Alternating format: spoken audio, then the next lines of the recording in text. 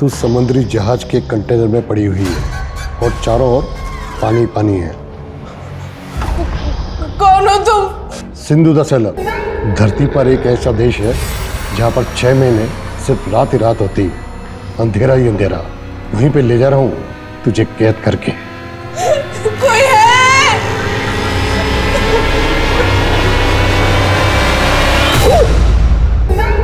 अगर तुम इस पिंजरे से आजाद होना चाहती हो तो तुम्हें उनको आजाद करना होगा, वरना मौत तुम्हें इस जिंदगी से आजाद कर देगी।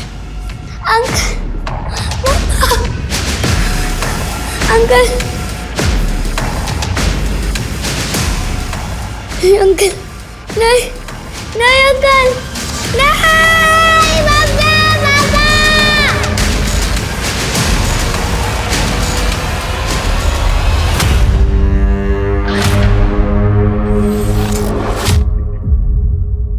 नमस्ते, मैं सोनाली कुलकर्णी। क्राइम पेट्रोल सतर्क के आज के एपिसोड में आपका स्वागत करती हूँ।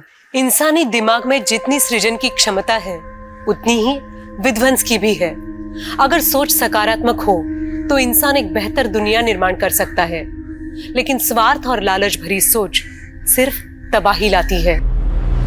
सोच, ये देव और दानवों की जंग है। जगजीत है दानवों का गुरु शुक्राचार्य और उसकी बेटी अदिति है देवयानी। जैसे दानवों को छलने के लिए देवताओं ने देवयानी को छला था, इसी तरह तुझे अदिति से शादी करनी, उसके बाद उसकी सारी संपदा मेरी हो जाएगी। बस कीजिए पापा, आप लालच के इस खेल में अपने बेटे को मोहरा बना रहे हैं। मोहरा नहीं, प्यादा है तू। मेरा आदेश मानना ही पड़ेगा और इसमें तेरी लाइफ बर्बाद नहीं होने वाली। अदिति अच्छी लड़की है, तू तो उसे बचपन से जानता है। लेकिन दिव्या दीदी मुझसे बड़ी है ना, आपको उनकी शादी करानी चाहिए और आप मेरी शादी करा रहे हैं। इनको मेरी फिक्र कहाँ है? इनको तो बस अपने खेल की बिसात बिछानी है। बस, कल लड़की वाले आ रहे हैं, समझाओ अपने बेटे को। और मैं ये शादी नहीं करूंगा, सुन रहे हैं आप?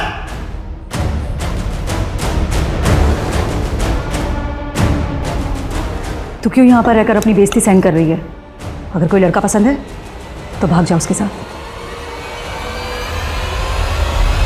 ऐसे कैसे भागेगी तू? हाँ, बराबर का हिस्सा है तेरा सुदर्शन के घर और उसकी जायदाद पर। सुन, जब तक बंटवारा नहीं हो जाता तू वहीं जम के बैठी रहे। ऐसा करती हूँ मैं मर जाती हूँ जहर खा के, फिर मिल जाएगी ना शांति सबको। मरे तेरे दुश्मन, तू डर मत, मैं हूं ना तेरे साथ। हाँ, सिर्फ बंटवारे का हिस्सा बांटने के लिए। सबके सब मतलबी है, कोई भी नहीं समझ सकता मुझे। हम अपनी मर्जी से जन्म नहीं लेते, और जब से मैंने होश संभाला मुझे हमेशा यही लगा जैसे मैं कोई संतान नहीं, रेप चाइल्ड हूं, जिसे ना अपनी मर्जी से जीने का हक है और ना ही मरने का।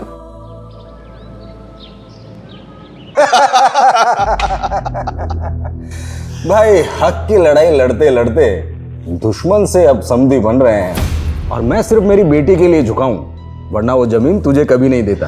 और अब ये जमीन मैं तुझे अपनी बेटी के दहेज में दे रहा हूं। तुझे टाउनशिप बनानी है वहां, जा बना ले। अपनी बहू को मुंह दिखाई में मैं भी कंजूसी नहीं करूंगा। इस टाउनशिप के लिए बिल्डिंग मटेरियल तेरी कंपनी से लूंगा। प्रतीक, तुम्हें याद है बचपन में मैंने अपनी पतंग पर आई लव यू लिखकर इसी टेरेस पर डाल दिया था, और तुम्हारे पापा ने तो मुझे देख ही लिया था और मैं बहुत डर गई थी। लेकिन हेलो, मैं ही बोलती रहूंगी, तुम भी बोलोगे। बचपन से तो मैं कह रहा हूं, तुम कभी सुनती हो मेरी? I am not interested in you. Prateek, ये क्या बोल रहे हो तुम? तुम्हें पता है मैं तुमसे क्यों भागता हूं? क्योंकि मुझे लड़कियों में इंटरेस्ट नहीं है, मुझे लड़कों में इंटरेस्ट है। I am gay. तुम चाहती हो कि तुम्हें गे से शादी करो? बोलो। पापा, पापा, क्या हुआ बेटा? पापा, प्रतीक ने मुझे धोखा दिया है। पापा, प्रतीक क्या? जी क्या बोल रही हो अदिति? पापा वो सच बोल रही है। मैं अदिति की लाइफ बर्बाद नहीं कर सकता हूँ। सुदर्शन, दुश्मनी निकालने के लिए गंदी चाल चल रहा है तू। जगजीत, ऐसी कोई बात नहीं है। अरे तेरे बेटे ने धोखा दिया है मेरी बेटी को। अदिति चल, इनकी तो मैं अब बैंड बजाऊंगा। चल अदिति। जगजीत, जगजीत।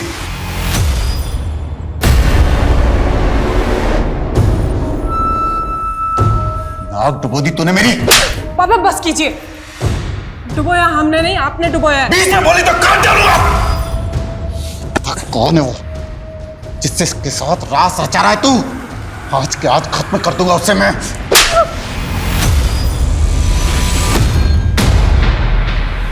शगुफ्ता ये क्या बदतमीजी है? बीवी को ऐसी बदतमीजी करने का पूरा हक होता है डॉक्टर शादा। जब देखो बस बुक्स क्लिनिक इसी में बिजी रहते हो। मेरे लिए तो टाइम ही नहीं है ना तुम्हारे पास। ओए नाराज हो क्या? शगुफ्ता मुझे अकेला छोड़ दो प्लीज। क्या? हाँ क्या प्रॉब्लम क्या है तुम्हारी? जब देखो मुझसे दूर भागते रहते हो। कहीं कोई अफेयर तो नहीं चल रहा है ना तुम्हारा? दिमाग खराब हो गया क्या तुम्हारा?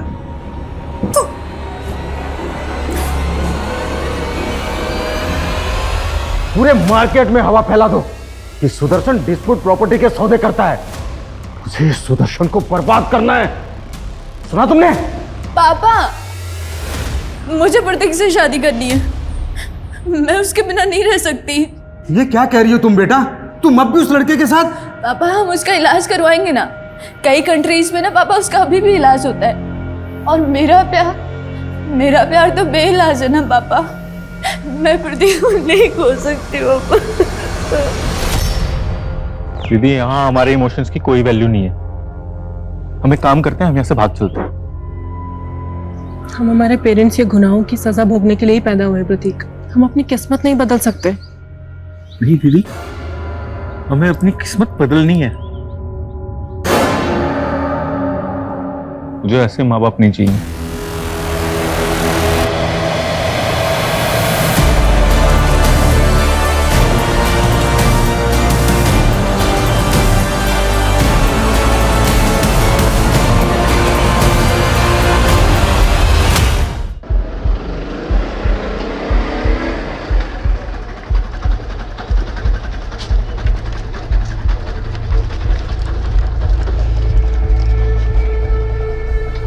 सर पिछले 4 दिन से मेरी बेटी का कुछ पता नहीं चल रहा है। ये उसकी फोटो, ये है मेरी बेटी दिव्या। आपकी बेटी 4 दिन से गायब है और आप अब आ रही हैं। सर दरअसल मैं हापुड़ में रहती हूँ और मेरी बेटी यहाँ फरीदाबाद में मेरे हस्बैंड और उसके परिवार के साथ रहती है। आपके हस्बैंड और उसके परिवार के साथ मतलब? दरअसल कुछ साल पहले मैं अपने पति से अलग हो गई थी, फिर उन्होंने दूसरी शादी कर ली। उनका एक बेटा भी है और मेरी बेटी उन्हीं के साथ रहती है। आपने अपने पति से मालूम करने की कोशिश की? मैंने कोशिश की थी लेकिन उनका फ़ोन बंद आ रहा है। मैं उनके घर भी गई थी लेकिन वहाँ पे ताला लगा हुआ है।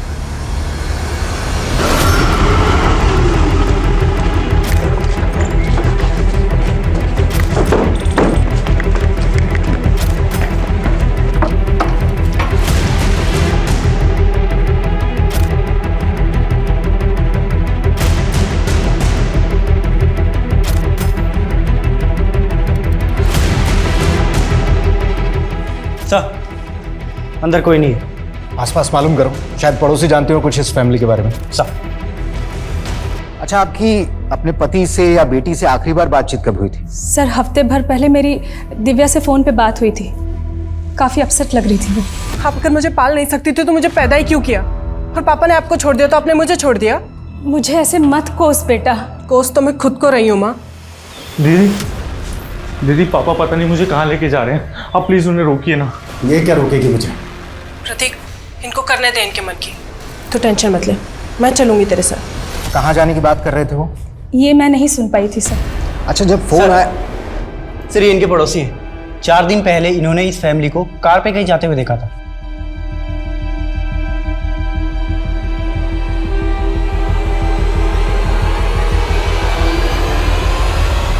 अच्छा, इस फैमिली के पास जो कार्स थी, आप उसके नंबर जानती हैं? नहीं सर, नंबर तो नहीं मालूम, लेकिन हाँ मेरे पति के पास 2 कार है, एक उनकी और एक उनके बेटे की।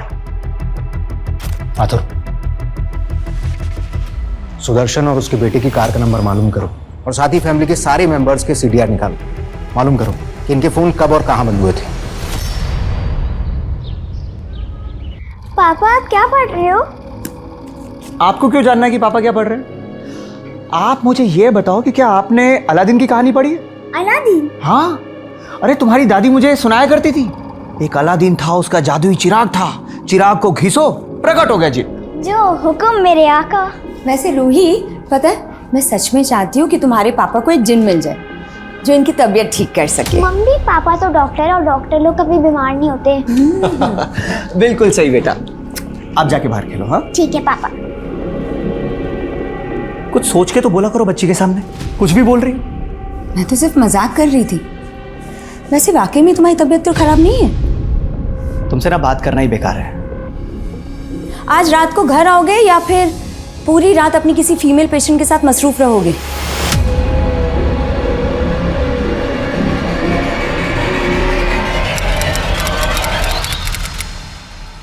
गाड़ी को अच्छे से चेक करो, देखो कुछ मिलता है क्या।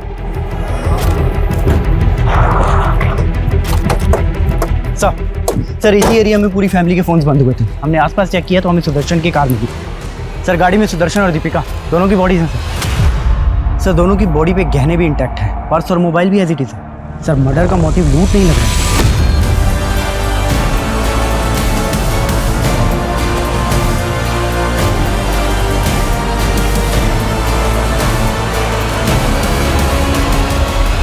प्रतीक और दिव्या अपनी कार के साथ में कहाँ गए? वो भी तो एक दूसरी कार से इन लोगों के साथ ही निकले थे। सर हमने पूरा एरिया अच्छे से स्कैन किया है, लेकिन हमें कहीं भी दूसरी कार नहीं मिली। तुमने कहा था कि सारे फैमिली मेंबर्स के फोन इस इलाके में आकर बंद हो गए। जी सर। अरे ये प्रतीक और दिव्या अपनी कार के साथ में गए कहाँ?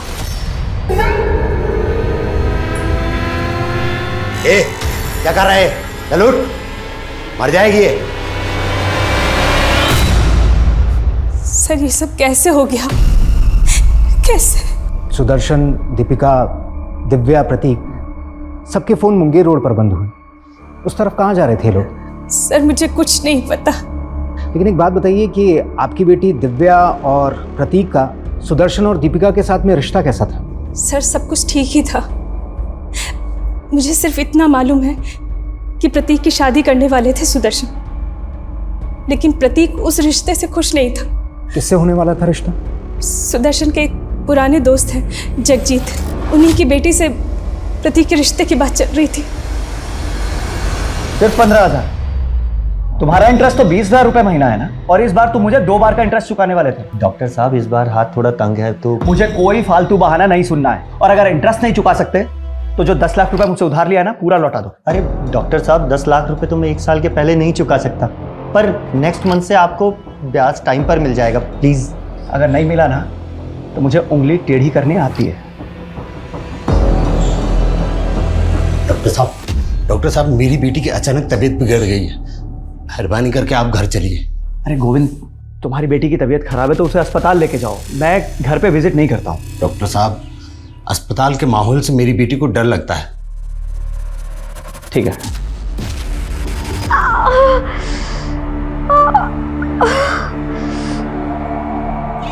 आइए डॉक्टर साहब। क्या हुआ इन्हें? वो पेट में दर्द है। ठीक है मैं देख लेता हूँ।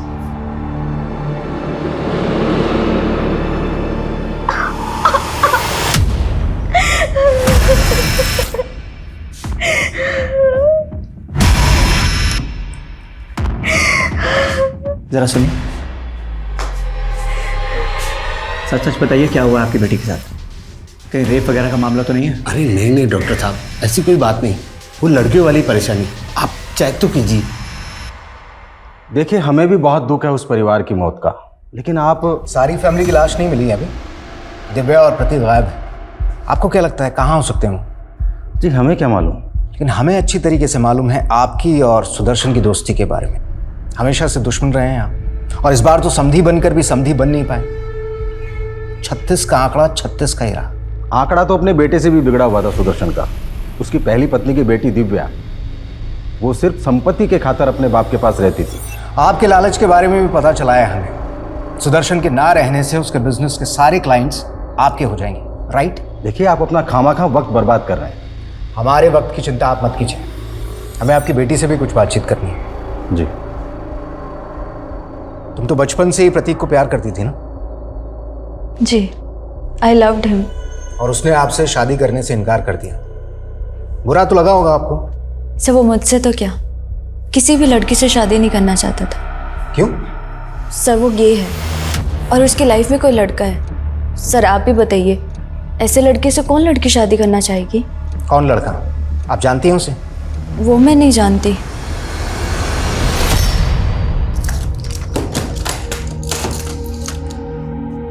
ये दवाई दे देना, दिन में 2 बार खाने के बाद, 1 हफ्ता आराम करने दो। डॉक्टर साहब आपकी बड़ी मेहरबानी जो आपने मेरी बेटी को देखा। आपकी फीस? अरे फीस की कोई ज़रूरत नहीं। अरे नहीं नहीं डॉक्टर साहब, आपको खाली हाथ कैसे जाने दे सकता हूँ। पैसे तो है नहीं मेरे पास, लेकिन आप ये रख लीजिए। नहीं नहीं, ये मैं नहीं ले सकता।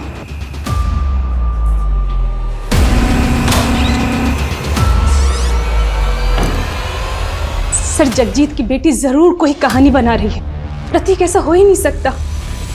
आप प्रतीक को इतने करीब से कैसे जानती हैं? मेरी बेटी उन्हीं के साथ रहती थी सर।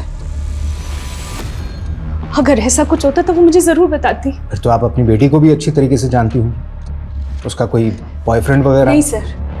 अच्छा, मेरे हिसाब से तो दिव्या की उम्र प्रतीक से थोड़ी ज़्यादा है ना। उस हिसाब से तो आपके पति को प्रतीक से पहले दिव्या की शादी के बारे में सोचना चाहिए था। सर हम उसके लिए लड़का ढूंढ रहे थे, लेकिन कोई अच्छा लड़का मिल ही नहीं रहा था। पर सर आप ये सब बातें क्यों पूछ रहे? आप मेरी बेटी का कुछ पता क्यों नहीं करते? पता नहीं वो किस हालात में होगी।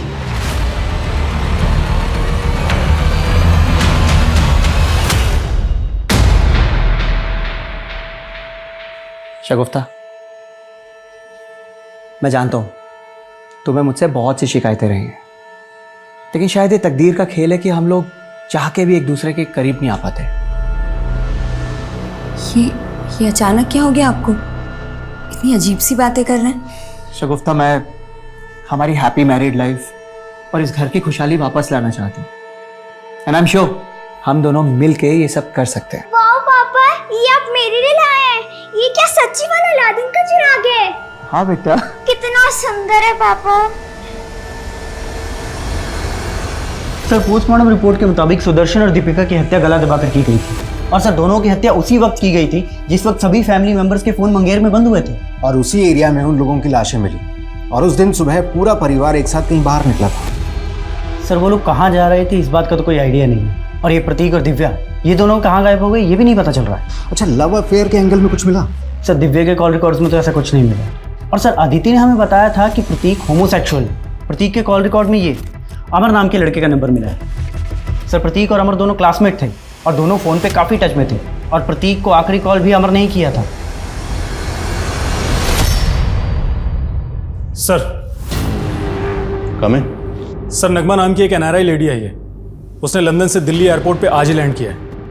उसका कहना है कि उसका भाई यहाँ कानपुर में रहता है और पिछले 15 दिन से उसका फ़ोन बंद है और उसे अपने भाई का एड्रेस भी नहीं मालूम। सर इसी सिलसिले में वो आपसे मिलना चाहती है। ठीक है बोलो। सर ये मेरा भाई है डॉक्टर शादाब खान। सही कानपुर में ही कहीं रहता है। मैं पिछले 15 साल से लंदन रह रही हूँ, पर भाई मुझसे डेली फ़ोन पर बातें किया करता था। सर पिछले 15 दिन से मेरे भाई का फ़ोन स्विच ऑफ आ रहा है। इसी फिक्र से मैं इंडिया आई हूँ।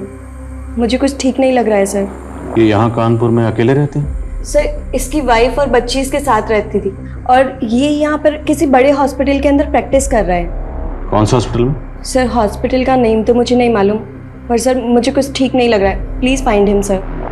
डोंट वरी, पता चल जाएगा। जिस नंबर से आपकी बात होती थी इनसे वो नंबर बताइए, देखते हैं वो नंबर कौन से एड्रेस पर रजिस्टर्ड है। ठीक है हिमांशु, नंबर लो इनसे, आप इनके साथ जाइए।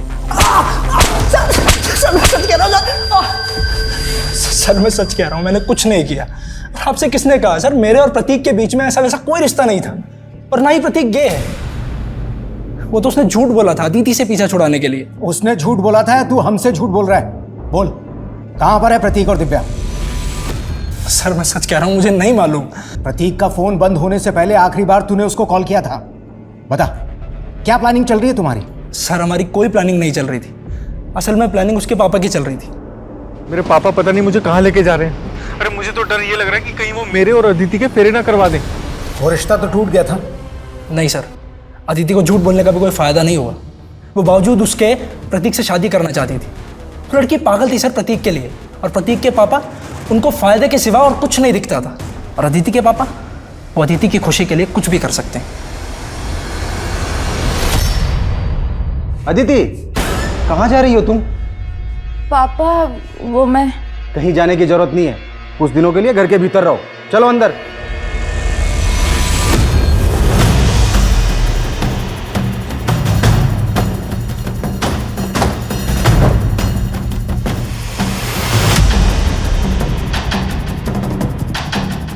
देखिए, मोबाइल कंपनी में उन्होंने जो अपना एड्रेस दिया है उसके हिसाब से तो यही घर है।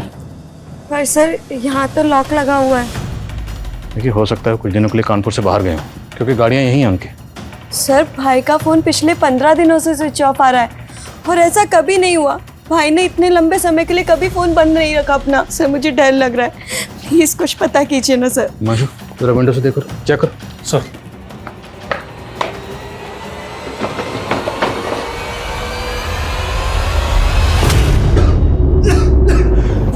सर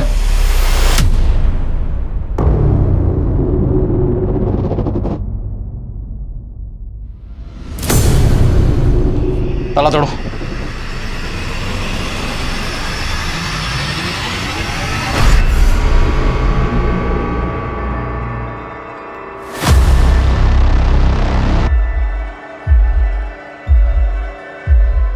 सर, बॉडीज डिकम्पोज हो चुकी हैं। इनके डीएनए की प्रोफाइलिंग करनी पड़ेगी।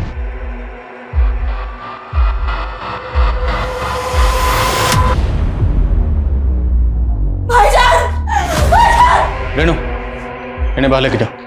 आप बाहर जाइए। तीनों में किसी की बॉडी पर किसी भी तरह की एक्सटर्नल इंजरीज के मार्क्स नहीं, लेकिन तीनों के मुंह से झाग निकल रहे जो सूख चुके हैं। तो शायद जहर। फोरेंसिक को बुलाओ और घर में जितने भी टेक्निकल एविडेंसेस हैं सब कलेक्ट करो, क्विक। सर, ये डॉक्टर साहब की कॉलोनी के पास यहीं रहता है। इनका कहना है कि 16-17 दिन से यहाँ ताला लगा हुआ है। आप डॉक्टर शादाब को पर्सनली जानते थे? जी हाँ सर, वो मेरी बेटी का इलाज कर रहे थे। इसी सिलसिले में 16-17 दिन पहले उनसे मिलने आया था। उसके बाद से ताला लगा हुआ है। अच्छा, इनका किसी से कोई झगड़ा था? नहीं सर, वो तो बहुत ही नेक आदमी थे। मेरी बेटी की इलाज की फीस भी नहीं लेते थे। ये डॉक्टर शादाब कौन से हॉस्पिटल में प्रैक्टिस करते थे? Sir, Jigma health centre. लेकिन सुना है कि उन्होंने वहाँ जाना छोड़ दिया था। क्यों?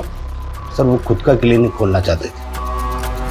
बहना, अपने काम का अलग ही मजा होता है। सीनियर्स की कोई रेस्ट्रिक्शन नहीं। जी भाईजान, वेल एंड गुड अगर आपका खुद का क्लिनिक हो तो। और भाईजान, अगर आपको फंड्स की जरूरत हो तो? नहीं नहीं नगमा, फंड्स की कोई प्रॉब्लम नहीं है। मैं तो बस एक अच्छी सी जमीन ढूंढ रहा हूँ जहाँ खुद का क्लिनिक शुरू कर सकूं। पापा, मुझे भी फूफी से बात करनी है।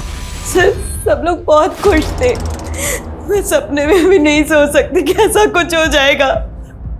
आपको किसी पर कुछ शक? सर, मैं काफी टाइम से बाहर ही रह रही हूँ, मुझे यहाँ के बारे में कुछ नहीं पता। कोई बात नहीं, हम पता लगा लेंगे, आप बेफिक्र रहिए। हिमांशु, डॉक्टर शादाब यहाँ प्रैक्टिस करते थे, उस हॉस्पिटल में सबसे पूछताछ करो।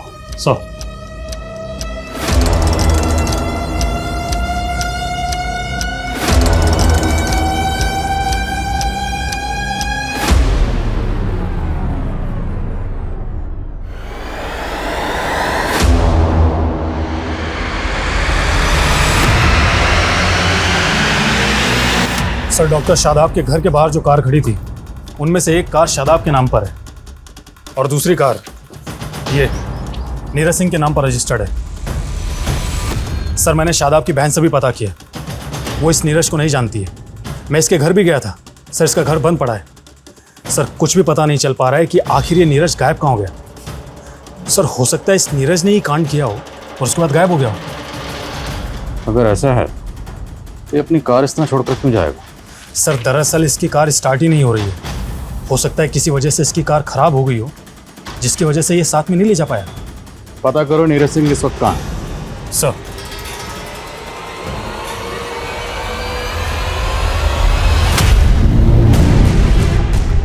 हमें लग रहा था सुदर्शन और दीपिका के हत्या का मोटिव प्रतीक से जुड़ा हुआ होगा, लेकिन प्रतीक का तो मर्डर हो गया।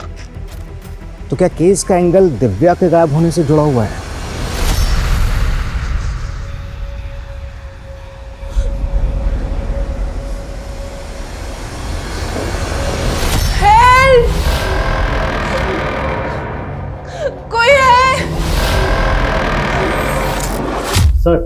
ये नीरज सिंह ड्रग्स की ट्रेडिंग करता है। बलिया की ड्रग्स फैक्ट्री में इसका आना जाना है, लेकिन फिलहाल वहां से भी पता नहीं लग रहा आखिर वो कहाँ गायब हो गया। आखिर इन सारे कत्ल के पीछे कातिल का मकसद क्या था?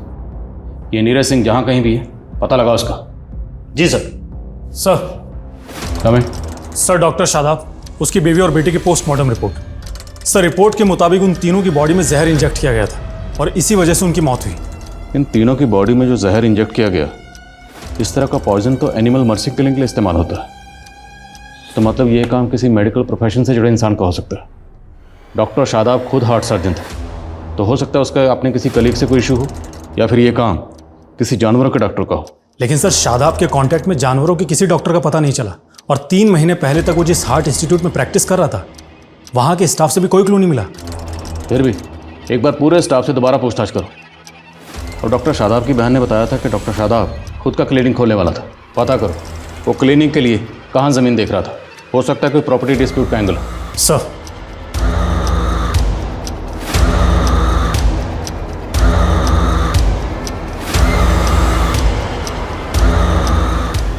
हेलो दिव्या, कहाँ है तू? हाँ हाँ ठीक, ओके सर भेजो मुझे। सर शादाब ने कोई ज़मीन खरीदी थी, उसकी तो कोई डिटेल नहीं मिली है, लेकिन उसके घर से एक एमओयू मिला है। सर 2 महीने पहले शादाब ने उन्नाव में अपनी एक पुश्तैनी ज़मीन बेची थी। डील करीब 6 करोड़ में हुई थी। 6 करोड़? हाँ सर।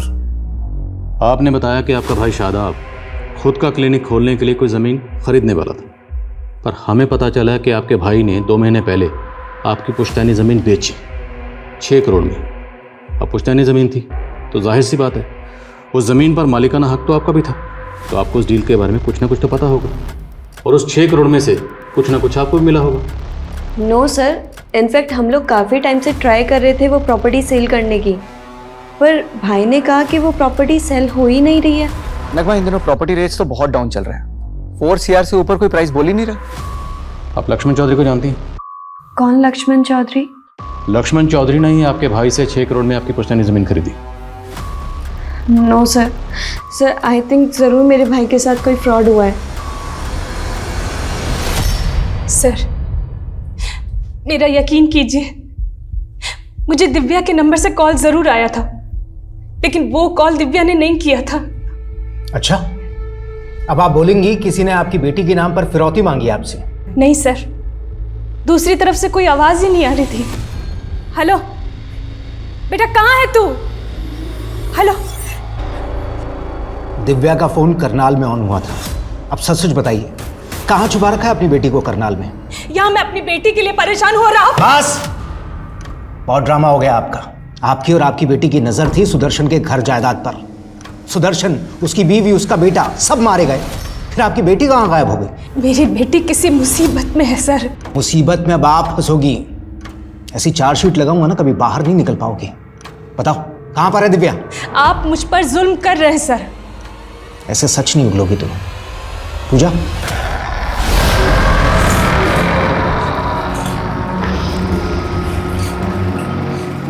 कहाँ ले जा रहे हो मुझे? बोला था ना तुझे, विदेश ले जा रहा हूँ। अब तू विदेशियों की मेहमान बन के रहेगी।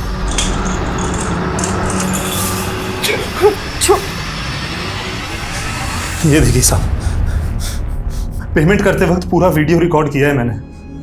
कोई धोखाधड़ी नहीं की है मैंने डॉक्टर साहब के साथ में। पूरे 6 करोड़ लेकर गया है वो यहाँ से। सर शादाब के घर में तो हमें 6 करोड़ रुपए मिले ही नहीं, तो इसका मतलब शादाब और उसकी फैमिली का मर्डर ही नहीं बल्कि 6 करोड़ की लूट भी हुई है। अरे तुम इसकी रिकॉर्डिंग पे मत जाओ। ये लक्ष्मण चौधरी जैसे लोग बड़े टेढ़े होते हैं। एक हाथ से पैसे देते हैं, दूसरे हाथ से वसूली कर लेते हैं। पता करो जिस दिन कत्ल हुआ उस दिन ये लक्ष्मण कहाँ था, और हाँ ये भी पता करो इसका नीरज से कोई ताल्लुक है या नहीं। Sir excuse me sir. Hello,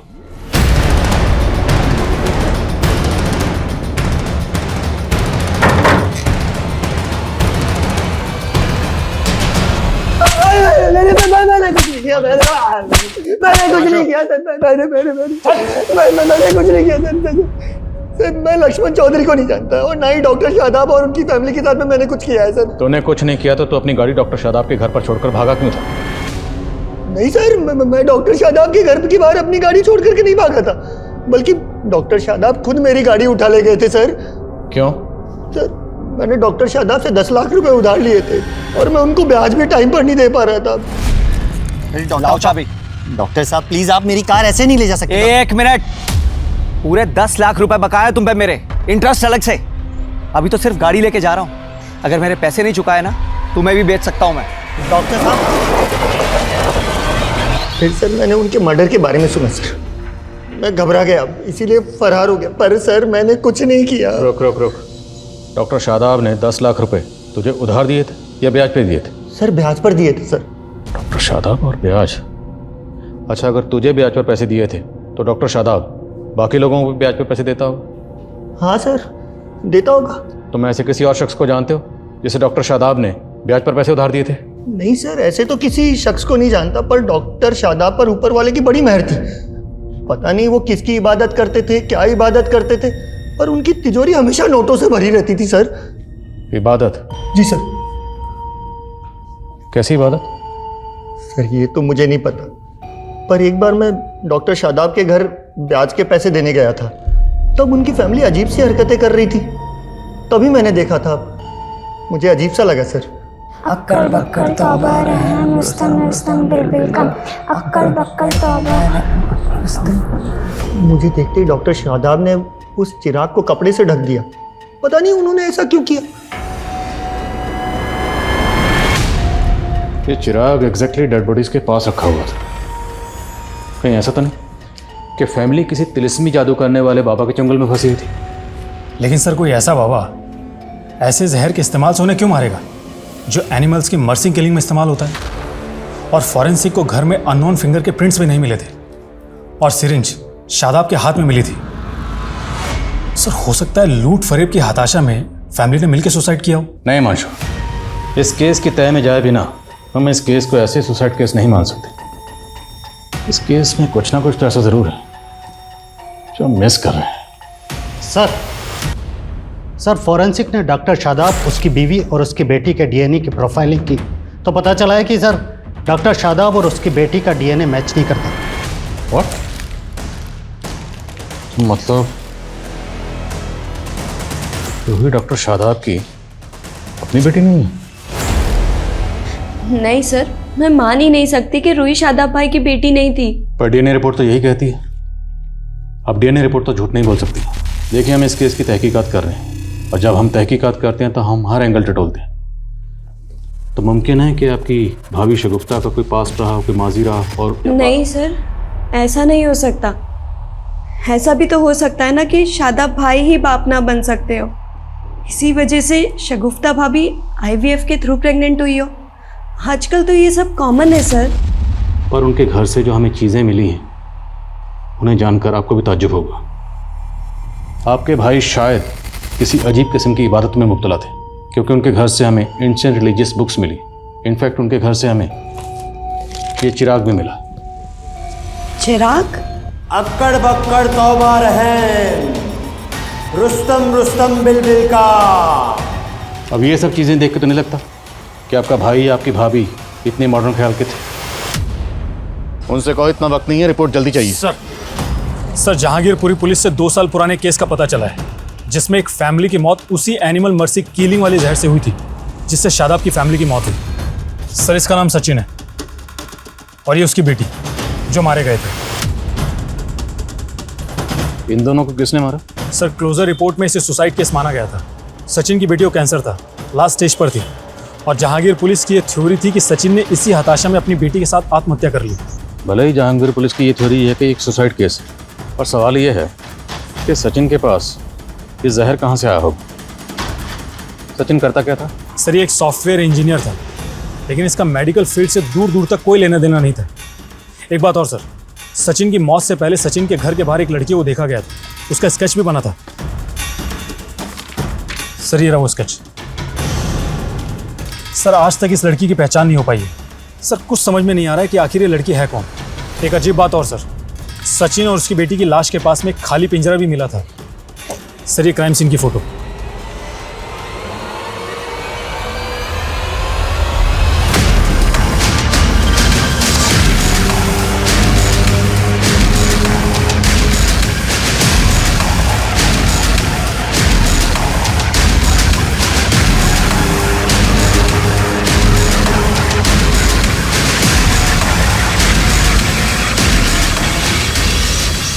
और सर जहांगीरपुरी पुलिस से पता चला है कि मौत से कुछ दिन पहले तक पड़ोसियों ने इस पिंजरे में 4 कबूतर देखे थे। सचिन इन कबूतरों को दाना डालता था। मौत के बाद से ये कबूतर गायब थे। देखो फिलहाल तो ये कहना मुश्किल है कि इन दोनों केसेस का आपस में कोई ताल्लुक है या नहीं, पर दोनों ही केसेस में बहुत कुछ कॉमन है। दोनों ही केसेस में फैमिली मेम्बर्स मारे जाते हैं और दोनों ही फैमिलीज़ की मौत सेम जहर से होती है। और एक फैमिली के पास पिंजरा मिलता है तो दूसरी फैमिली के पास चिराग। क्या दोनों केसेस आपस में कनेक्ट हैं? पता करो। क्या हाल फिलहाल में इस तरह के कुछ और भी केसेस हुए? और ये स्केच वाली लड़की, ये भी पता करो। क्या ये लड़की डॉक्टर शादाब के घर के पास भी देखी गई? सर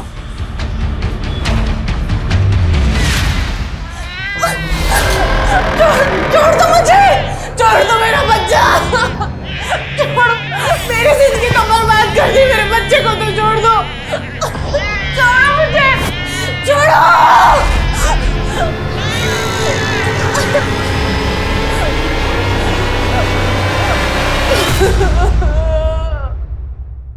इस लड़की को जानते हो? हाँ सर, ये लड़की पहले इसी मोहल्ले में रहा करती थी अपने पिता के साथ। और सर डॉक्टर शादाब के घर इसके पिता का आना जाना भी था। अच्छा, कहाँ रहते थे ये दोनों?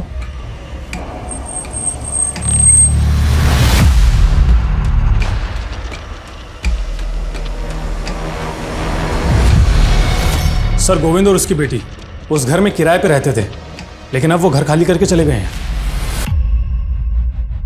ये तो वही आदमी है ना जिसने हमें बयान दिया था। आप डॉक्टर शादाब को पर्सनली जानते थे? जी हाँ सर, वो मेरी बेटी का इलाज कर रहे थे। हाँ सर। सर ज़रूर पहुंचे हुए लोग लगते हैं, और इनके एग्रीमेंट में जो नेटिव एड्रेस लिखा है वो भी फेक है। मुझे लगता है दोनों बाप बेटी बहुत बड़े फ्रॉड है। इन दोनों ने मिलकर सचिन और शादाब को चुना लगाया होगा। इन दोनों के लिए लुकआउट नोटिस जारी करवाओ और पता लगाओ क्या इन दोनों का कोई क्रिमिनल रिकॉर्ड है। और ये रिसेंटली यहाँ से भागे, तो रेलवे स्टेशन, बस स्टैंड, सब जगह पता लगाओ, फाइंड आउट कि यहाँ से भाग कर या आखिर कहाँ गए। सर कोई कॉम्प्लिकेशंस नहीं होंगे अरुण, सिंपल सा प्रोसेस है। तुम एरा से शादी कर लेना, फिर तुम्हें यूएस का ग्रीन कार्ड मिल जाएगा। 2 साल बाद एरा तुम्हें डाइवोर्स दे देगी। और वैसे भी एरा से तुम्हारी चैटिंग हम करवा चुके हैं। वो सब तो ठीक है, लेकिन ईरा से शादी करने के लिए तो यूएस जाना होगा, और यूएस का तो टूरिस्ट वीज़ा भी बहुत मुश्किल से लगता है। उसका भी सोल्यूशन है हमारे पास। एरा इंडिया आके शादी करेगी, लेकिन उसके लिए वो एक्स्ट्रा चार्ज करेगी। 25 लाख दे तो रहा हूँ, और कितना लगेगा? 30 लाख, वो भी एडवांस में। तभी एरा इंडिया लैंड करेगी। सर कमें। सर गोविंद की बेटी का एयरपोर्ट से क्लू मिला। ये गोविंद की बेटी 4 दिन पहले एयरपोर्ट पे देखी गई थी, वो भी एकदम बदले रूप में। ये देखिए सर। एयरपोर्ट पे ये अकेली थी? जी सर। और हाँ सर, मैंने पता किया, इसने दिल्ली की फ्लाइट ली थी। बेटी अगर फ्लाइट पकड़ के दिल्ली गई है तो बाप कहाँ गायब हुआ? इसकी टिकट बुकिंग की डिटेल निकलो। Yes sir. सर हमें सर रिसेंट में कुछ अतरंगी केसेस की डिटेल्स निकाली मैंने, जो कुछ अजीब तरह के फ्रॉड से जुड़े हैं। सर एक केस में एक जौहरी को रेत बेचा गया और कहा गया कि इसमें लोहा डालोगे तो 40 दिन में सोना हो जाएगा। एक केस में रोबोट, तो एक केस में बिल्ली की जेर।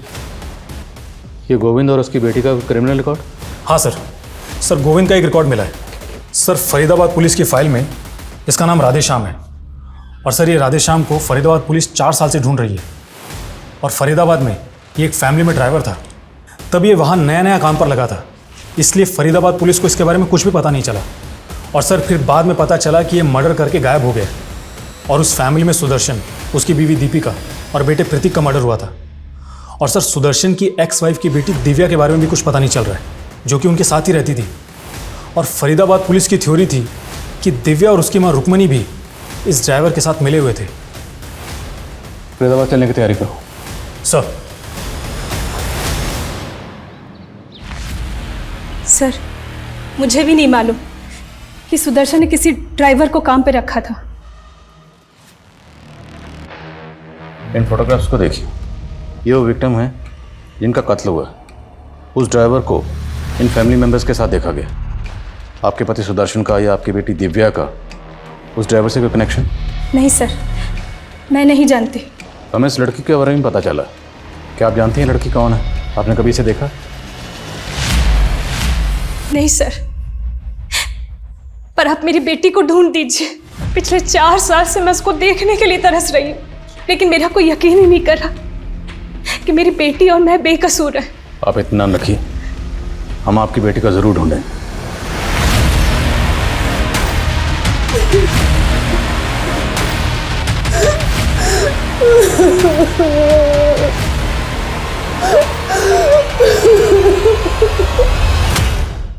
सर, ये गोविंद की बेटी का टिकट किसी अरुण नाम के आदमी के क्रेडिट कार्ड से बुक हुआ। ये अरुण दिल्ली का रहने वाला और इसके क्रेडिट कार्ड से लिंक्ड एक मोबाइल नंबर भी मिला है। इस अरुण का नंबर ट्रैक करो, क्विक। जी सर।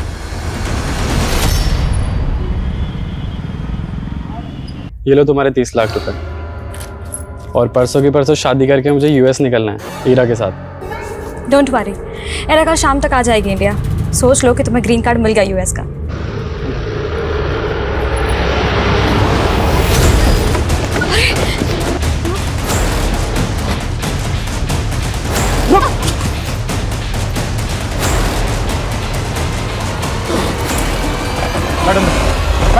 ये बाबा वो कर सकते हैं जो अच्छे अच्छे डॉक्टर्स भी नहीं कर सकते। तेरी बेटी पर मौत का बुरा साया मंडरा रहा है और उसके लिए तुझे 4 अनोखे कबूतर खरीदने होंगे। उन कबूतरों में तेरी बेटी का बुरा साया आ जाएगा, फिर उन कबूतरों को उड़ा देना। अगर मौत के पिंजरे से बचना चाहता है तो उन कबूतरों को उड़ाना होगा। फिर हमने सचिन को 7 लाख रुपए में कबूतर बेच दिए और बोला कि ये अनोखे कबूतर है। फिर झूठा कर्मकांड करके उसी से वो कबूतर उड़वा दिए, लेकिन उसकी बच्ची पर कोई असर ही नहीं हुआ। हम लोग वहां से भागने वाले थे, तभी उसने हमने को देख लिया और बोला कि हमें अंदर करवा देगा। हमने उसे और एक झांसा दिया, कहा कि अगर उस पिंजरे में फिर से टोटका करेंगे तो उसकी बेटी बच जाएगी। वो मान गया। हम उसके घर पहुंच गए और दोनों बाप बेटी को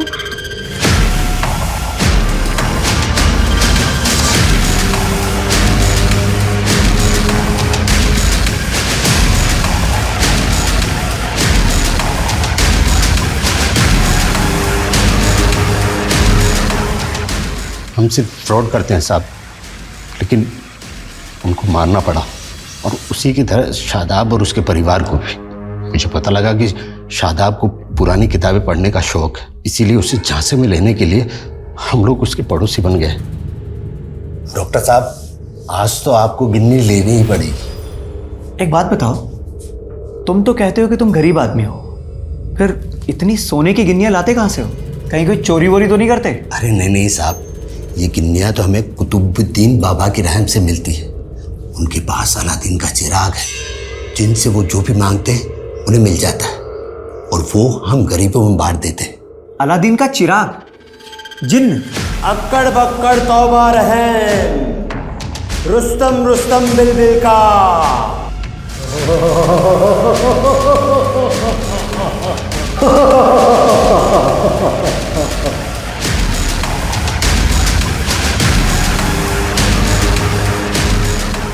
हमने सिर्फ ड्रामा रचा था, लेकिन शादाब ने सच मान लिया और वो बोला कि चिराग उसे चाहिए। फिर हम लोगों ने उसे 6 करोड़ में वो चिराग दे दिया, लेकिन सर उसका चिराग से जल्दी मोह भंग हो गया। तुमने मुझे चीट किया है। कोई जिन बिन नहीं निकलता तुम्हारे चिराग में से। अरे डॉक्टर साहब, अभी 11 दिन ही तो है, 40 दिन की इबादत तो पूरी कीजिए। सब उसे किसी तरह शांत किया और हम लोगों ने सोचा कि भाग चलते, लेकिन वो हमारी पोल खोल देता, इसीलिए उसे भी मार दिया। गोविंद! गोविंद नहीं! नहीं!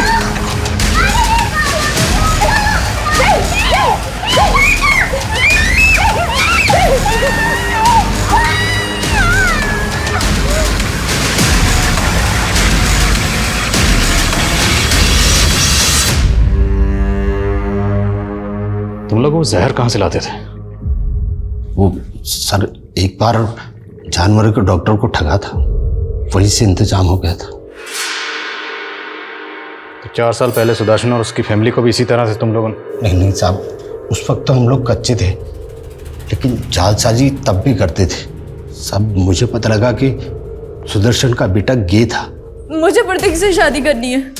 मैं उसके बिना नहीं रह सकती। पापा हम उसका इलाज करवाएंगे ना, कई कंट्रीज में ना पापा उसका अभी भी इलाज होता है। मैंने इसी चीज का फायदा उठाकर उसे बाबा जी के बारे में बताया। बोला ऐसी पूजा कर देंगे कि आपका बेटा बिल्कुल ठीक हो जाएगा, वो गे नहीं रहेगा। हमने भोला को बाबा बनाकर सुदर्शन से मिला दिया और बोला कि पूजा के लिए 2.5 लाख रुपए लगेंगे। और सर उस दिन जब हम पूजा के लिए जा रहे थे तो मैंने रास्ते में गाड़ी रोकी और 2.5 लाख रुपए के लिए उन सबको मार डाला। क्या हुआ? गाड़ी क्यों रोक दी?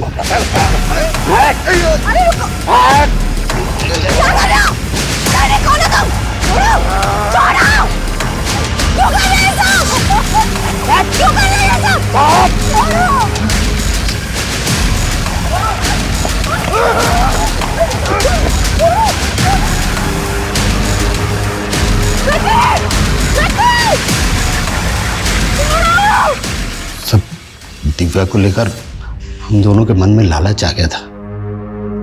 सुदर्शन और दीपिका की लाश एक कार में और प्रतीक की दूसरी कार की डिक्की में डंप की। ऐसा करके हम पुलिस को गुमराह करना चाहते थे। उसके बाद दिव्या के साथ क्या किया? साहब हमने कुछ दिन तक दिव्या को कैद रखा, फिर अच्छा दाम मिलने पे उसको बेच डाला। दिव्या कहाँ है? बोला।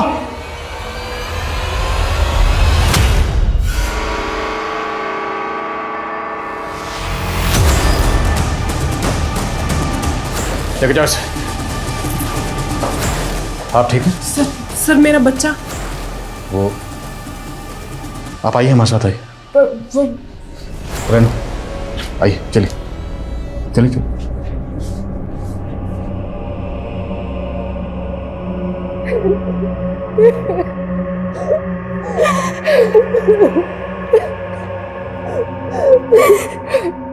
लोभ, लालच वो दलदल है जिसमें एक बार इंसान धंस जाए तो धंसता ही चला जाता है।